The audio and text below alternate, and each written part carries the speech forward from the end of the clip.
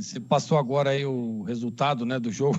Eu hoje no programa Os Donos da Bola cravei Bragantino passa nos pênaltis. Então, e já tá encaminhando para isso, né, Edu? Mas vamos aguardar aí até o final da partida. A gente sabe que o Corinthians é muito forte na Neoquímica Arena. Edu, mas o que importa é o jogo da Ponte contra o Amazonas. Assim, jogo fora de casa, é sempre muito complicado, né? Sempre muito duro. Eu quero deixar claro aqui, porque o Amazonas, os melhores resultados dele foram jogando em casa, né?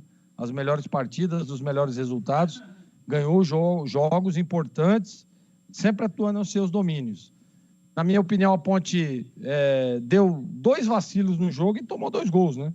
Pedrão fez uma grande defesa num lance ali, no primeiro tempo, pouco trabalhou o Pedrão, sistema defensivo deu aquela vacilada, tomou 1-0, volta para o segundo tempo, Edu, e aí a gente fala, opa, a Ponte voltou diferente, tem uma mudança, né? Olha, a Ponte volta tentando pressionar, mas aí o Amazonas pega o time da Ponte totalmente desorganizado ali num contra-ataque e acaba fazendo 2-0, e aí fica difícil, né, Edu?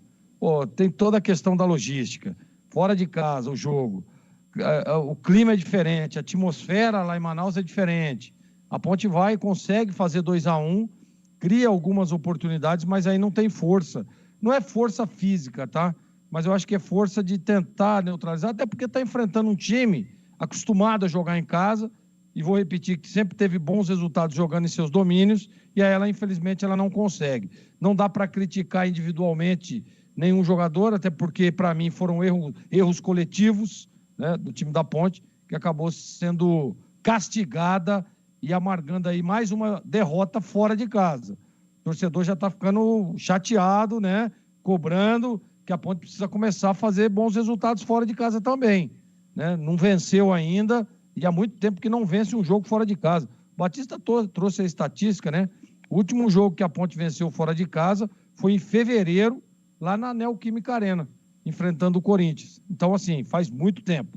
A Ponte precisa se reorganizar nessa parte de quando joga fora de casa. Em casa, sempre bons jogos, mas em fora está deixando a desejar, e hoje amargou mais uma derrota, viu, Edu?